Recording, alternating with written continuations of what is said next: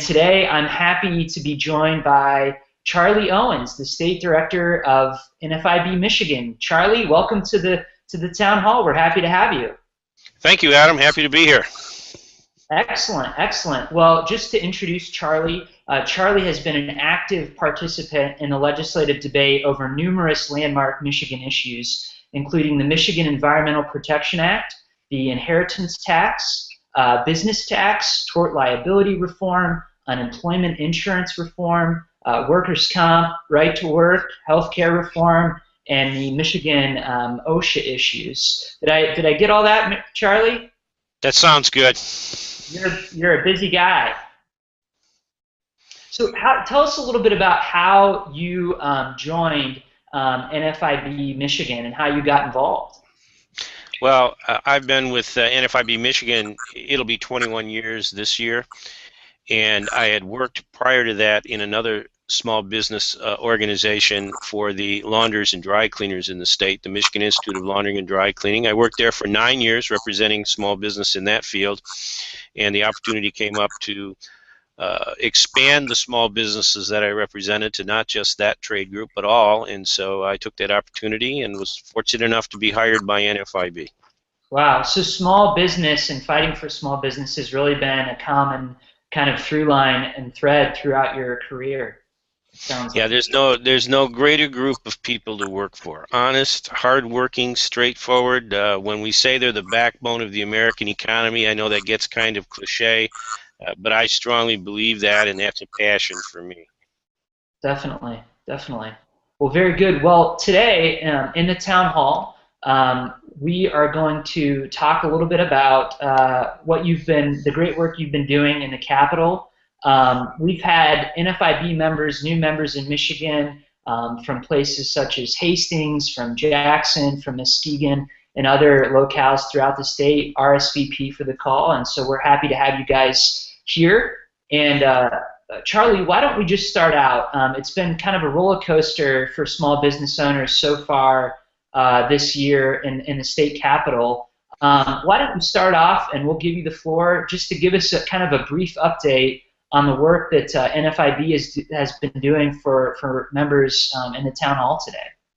Sure, and you're going to hear me say this a lot, so I'll apologize in advance, but if you go to our website, a lot of this stuff is there. So after this Google Hangout, if you've got questions, feel free to go to our website. It's nfib.com/MI, and that'll take you directly to our Michigan site. One of the things, though, I think that, you know, kind of to set the landscape is when we talk about this session, you can't do that without putting into context where we've come as a state since the elections of 2010. When Governor Snyder was elected.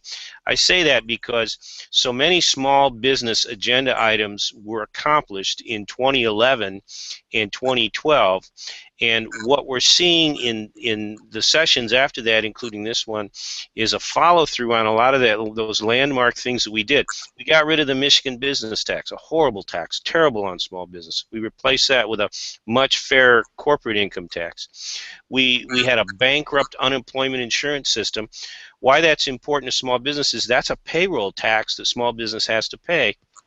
So when that trust fund is bankrupt, those tax rates that small businesses pay will go up accordingly. So we got our trust fund solvent, and we, in addition to doing that, we changed the amount of weeks that a claimant can collect from 26 weeks to 20. We're one of only 2 or 3 states in the union to take that step. And we've also instituted a lot of checks and balances to prevent payments that shouldn't happen to claimants, some just accidental and some fraudulent. And we could go on, and now we're looking at this year a big personal property tax reform. The last piece of that puzzle will fall into place, hopefully. So what we're doing in 2014 is just kind of keeping the high ground. We had some threats on the horizon, the gas tax being probably the most prominent. If you look on our website, there's an article saying small business dodges a gas tax hike. Well, we've dodged it for now. When the legislature comes back, I'm sure that they'll revisit that. And one of the challenges, and I think one of the questions that a lot of members have is, can we fund Michigan roads without hiking gas or sales tax? And I think the long-term answer to that is probably not, unless we find another revenue source. But the short-term answer is, the first thing that the legislature shouldn't be doing is going to taxpayers and small business in particular, because the price of gasoline is a big ticket item for a lot of small businesses. It goes directly to their bottom line, is a big expense. So to just start off with asking for, what amounts to almost 42 cents per gallon hike over a period of time, which is one of the proposals that was out there, we think is a little premature. We do support the House plan that was in play, which sought to dedicate more general fund revenue, because we did have a budget surplus, to road funding in lieu of increasing taxes. There was a proposal, one of the ideas was that we would move away from taxing gasoline at the pump per gallon and instead raise the state sales tax from 6 cents to 7 cents, but dedicate that extra penny strictly for roads. And the idea was that, of course, in Michigan, you can't do that without a statewide vote of the people. You can't raise the sales tax without a statewide vote of the people. So what the legislature would do is set up a statewide vote of the people that would give them the choice of saying, hey, do you want to increase the sales tax by a penny for roads, or would you prefer that we tax it at the pump? Unfortunately, that did not get enough votes to come to fruition in time probably to be on the November ballot, but that's still something that could occur down the road. So that's we've dodged the gas tax and the registration fee hike for right now, but that will definitely be on the table.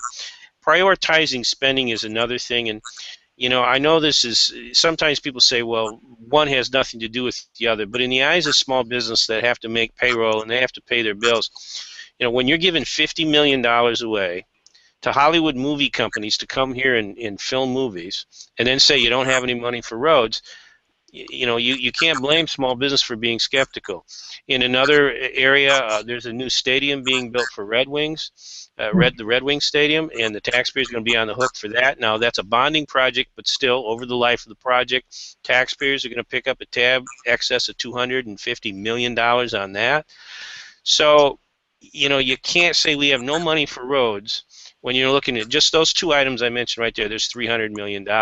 Not to mention reforms such as eliminating our prevailing wage law and things that inflate the cost of road construction. Definitely. That's a really good rundown of the past session for small business owners who are in the town hall. And I'm curious, could you talk a little bit about what they should expect next? When do legislators return to the Capitol? What are small business owners who are in the town hall today, what are they going to be hearing about in the next couple of months? And what is the budget process like for them? And what should they pay attention to as it unfolds? Yeah, technically the budget is done. Okay. The road funding piece is the last part of that puzzle. So that's definitely going to be on the agenda when they come back. But really, what's on their mind right now is coming back. So they're out there running. They're out there running for re-election. And so don't be surprised. One of the things that is always amusing to us here is just how many friends small business has when election time rolls around. All the people that may not cut the mustard on voting for small business here, suddenly when they're running for office, they're the best friends we've ever had. That's why at NFIB we keep a report card on our legislators. They're all nice people. They all mean well, but we don't listen to what they say. We pay attention to what they do. And we have a vote record, and that'll be coming out in August, and we'll be sending that out to members or making it available online. And by the way, that isn't just the Michigan legislature. We'll have a How Congress Voted vote record as well that will be a report card on folks that represent us at the federal level in Congress. Small business owners need to pay very careful attention to that, because I don't know how many times we've seen a candidate run that says, I love small business, I did this for small business, I did that for small business, and you pull up their vote record, and it's 14% out of a possible 100%. Wow. So all that rhetoric doesn't seem to translate into action. So that's what I would say to everyone's be careful when you want to separate the true friends of small business from those that just talk a good game. Look at our vote record. Mm. They'll come back. I don't think they're going to do a whole lot before the November elections. I think that they might do some tweaking on the road funding. But again, they're in election mode. Now, after the elections in the fall, we enter the very dangerous time called the lame duck legislature. Mm. And a lot of folks may not know, are familiar with that term. And what it simply means is the elections are over. We know who's coming back and who isn't. And yet they still can vote on legislation till the end of the year. So you have a lot of folks in the House and Senate that may feel differently about casting votes because they don't have to stand for re-election after that vote. And sometimes a lot of difficult issues, like road funding, get settled in that particular venue. So we'll be on guard for that. Definitely. Very good. Well, and I think just talking about the voting records is really a great segue into my next question. A lot of the members that we have joining the town hall are new members, and maybe they've joined NFIB in the last month or the last 6 months. Talk a little bit, if you would, about the value of an NFIB membership for Michigan small business owners. They get that voting record. But why is it important for them to kind of be engaged with NFIB, and what are some things that you think are of real value that they get out of their membership? Well, if I had to pick one thing, because there are many, obviously I'm a little biased, but if I had to pick one thing as to why their NFIB membership has value, it's simply this. Every NFIB member decides our position on these issues. It isn't what Charlie Owens thinks is good for small business. It isn't what somebody on our staff thinks. It isn't even a legislative committee that meets to represent the rank and file membership and decide. We ask our members where they are on these issues. They vote, and that's our marching orders. There's no other organization where that occurs. And let's take this road funding thing we've been talking about. Yeah. We are the only business organization in Lansing that opposes the gas tax and the registration fee increase. All the other business groups are either supporting it or they're taking no position on it. And the reason that's so is we asked our members. We simply polled them and said, and we gave them a little bit about the issue. Our new members know this. We give you a background. We don't just ask you a question, yes, no. We give you a background on the issue, fill you in. We make an argument for supporting a position. We give an argument against it, and then we just ask you a straight-up question. Would you support an increase in the gasoline tax to fund Michigan roads? And your answer is how we are going to approach that issue. Another quick example with the Affordable Care Act, or some people call it Obamacare, even though that was a federal issue, states were given, the Supreme Court ruled that states could decide whether they wanted to do the Medicaid expansion under that act or not. Once again, the only business group in this town that opposed Medicaid expansion was NFIB. And the reason is, we asked our members, should we expand Medicaid in Michigan? And they said no, and that's why we did that. And that's not always fun. You've got all these other business groups in town here, and they're all standing with, and frankly, the governor and a lot of legislators supported that Medicaid expansion position as well. So we don't win a lot of popularity contests sometimes because we're kind of the odd group out saying, no, we don't support Medicaid expansion. And the reason, though, is our members told us not to support it, and that's exactly what we do.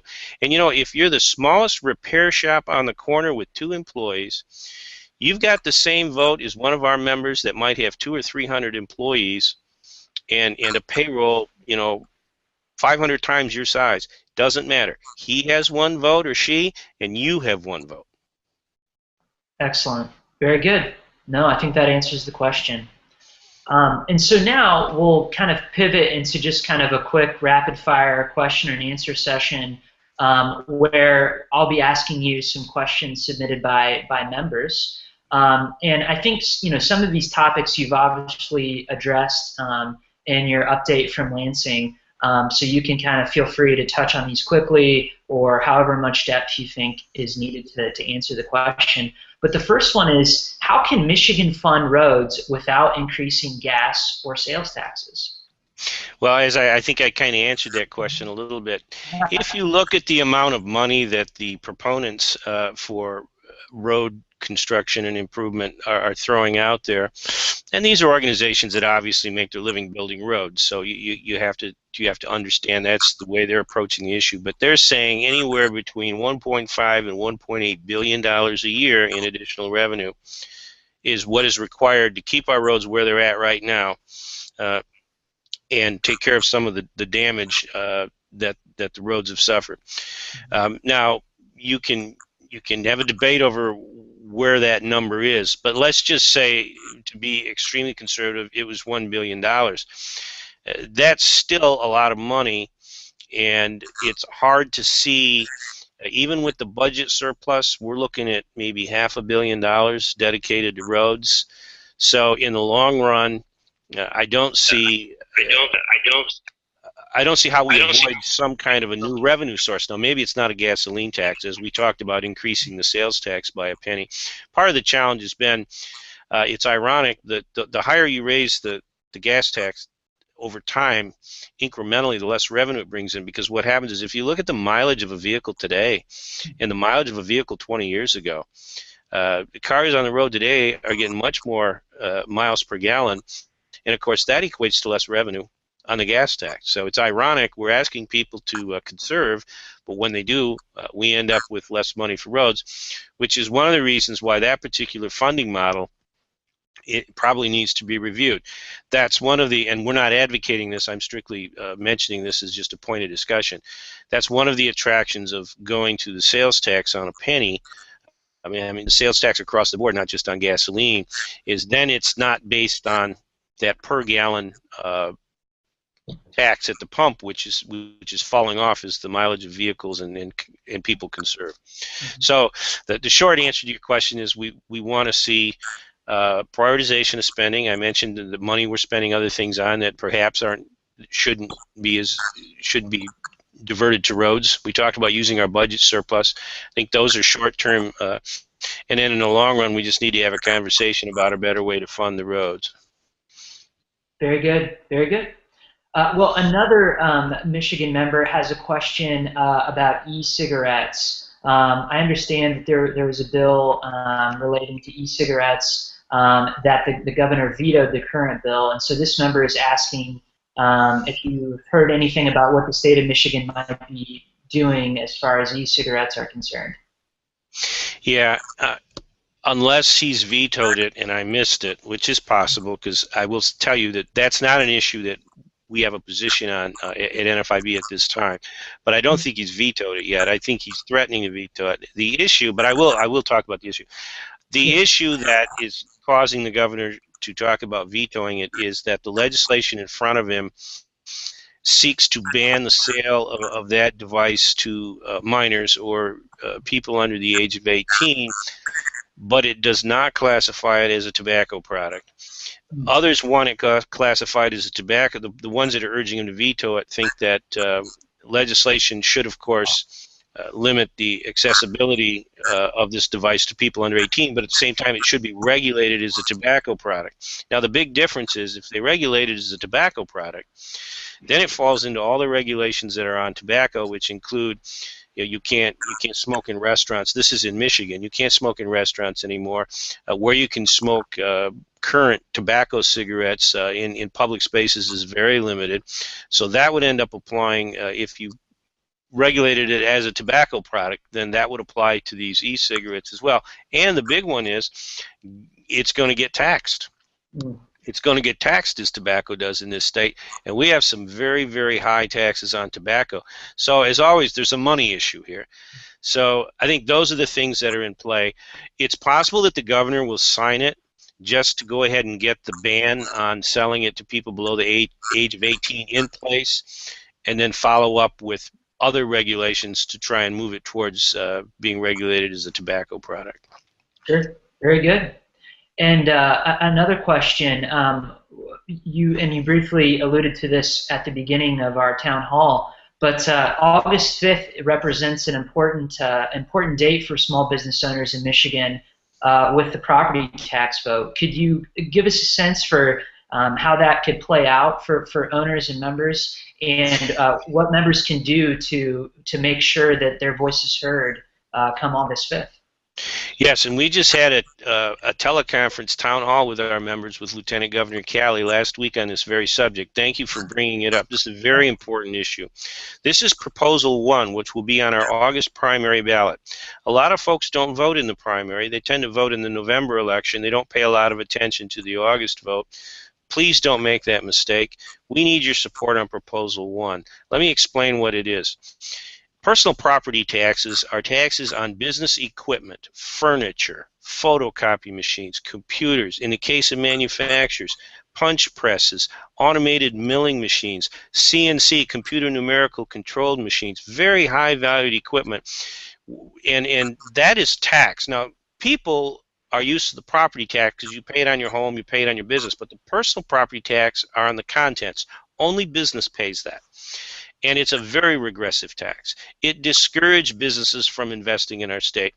I talked to a member who's got an old punch press that he's been nursing along for 50 years, and he said that he'd replace it tomorrow, but the new one's going to cost him $250,000, and if he does, his personal property tax is going to double just on that one piece of equipment. Well, what a terrible incentive, because if he would go with the more efficient machine, he also indicated that he could possibly follow up with a few more jobs. This is just bad policy. In 2012, we passed legislation to phase out the personal property tax. And let me just go down the list on that, on what it does. First of all, small businesses, whether they're commercial or manufacturing personal property, if they have $80,000, if they have less than $80,000 of true cash value, they would be exempted.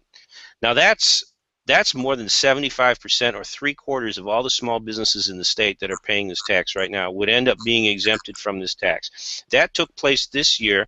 Some members are aware of that because they filed for the affidavit and they got their exemption. Some missed the date. If you missed it, you'll have another opportunity after the first of the year next year.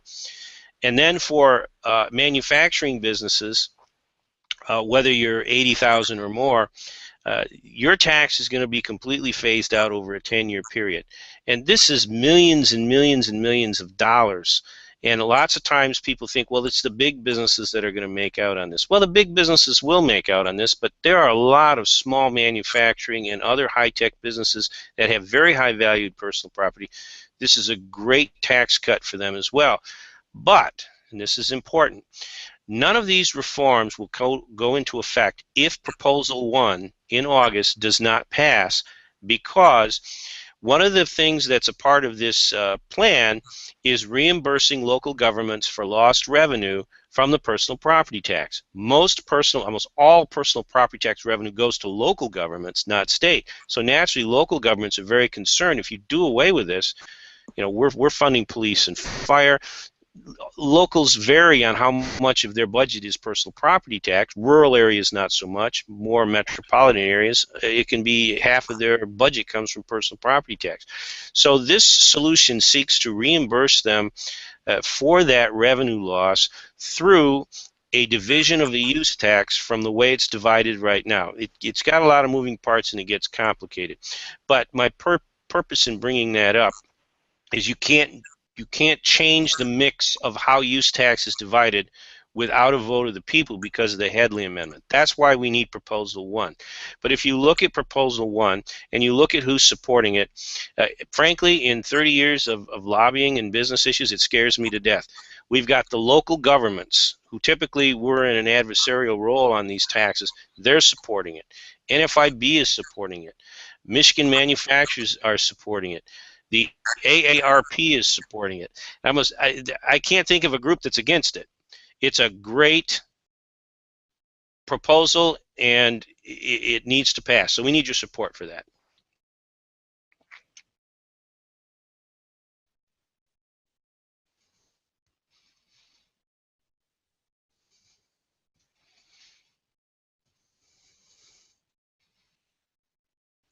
I think I've lost my Oh, can you see me? Yep, I hear you now. For some Oh, reason, it went to mute, and I don't know why. oh, no problem. Very good, very good. So I guess to kind of bring things to a close, what are some things new members can do to get more involved in NFIB Michigan? What tips would you give them to kind of network with other members and really support the organization and get the most out of what they're paying for in their membership? Well, we started out with you asking me what I thought the #1 value for NFIB members was, and it was that we base our policy position on how they vote. So the most important thing is vote those ballot positions. When you get a state ballot from us that asks you your position on an issue, please vote and send it back to us. You can do that with a paper copy. You can do that through email. You can do that through fax. We basically use all three avenues to get that out there to make it as easy as possible for you to vote. And we also get those, you'll get those ballots from our federal folks too on federal and congressional issues. Please vote those ballots because that's our marching orders for you. So that's the first thing you can do to be involved. The second thing is on those, there's usually a place to write comments. We get a lot back, but I got to tell you, I go through and look at the comments because I get great ideas from members. Sometimes members will say, well, how about this? And we get into this place where we think everyone's thought of something. I'm telling you, it's not the case. We get some of our best ideas from members. Don't be afraid to write comments. Don't be afraid to call us. Don't be afraid to send me an email. And you go to our website and you get my email address. Visit our website because we also have lots of local meetings. We just finished a round. I kind of gave you an abbreviated legislative update, but we had meetings all around the state this spring where we went into quite a bit of detail. And we have those in Kalamazoo, Grand Rapids, Lansing. We have them on the eastern side of the state in the Macomb area, Wayne, Oakland. I even went up to Iron Mountain in the Upper Peninsula and did one. And we've done them in Escanaba as well. So, but stay tuned for those. They show up on our website, and usually we send out emails and letters and such reminding people that we're having those. Sometimes those will be just general updates. Sometimes they're very specific. We did a round specifically on how to comply with Obamacare because, let's face it, it's confusing. And those were conducted not by me, I came along, but we had our legal attorney, Dan Cohen, come out, and he gave a great just a great session on what members are going to have to do to survive and comply under Obamacare. So those are some of the ways that you can get involved. And like I said, we have a Facebook page, we have Twitter. Don't be shy about engaging us and asking questions. And that's a great segue. So before we sign off today, just give members who are watching this video the best way to connect with you on Twitter, the best way to connect with NFIB on Facebook, and your website. Yeah, our website, as I mentioned, it's nfib.com/MI. That'll get you straight to the Michigan page. If you just type in nfib.com, you go to our federal page, which has got great information there too. And if you drop down the advocacy tab, there's a map of the states. Click on Michigan or, frankly, any state if you want to know what's going on in another state. And that'll take you to that state's specific website. On Facebook, it's just when you're in your Facebook, obviously you have to be on Facebook in order to see us on Facebook. So when you're in Facebook, just type in NFIB/Michigan, and a link to our page should come up. Well, Charlie, thank you so much. It's been a pleasure to talk with you. Take care. Thank you so much, Adam, and thank you all you new members for listening in. I appreciate it very much and appreciate you supporting NFIB. Thank you. All right, take care. Bye.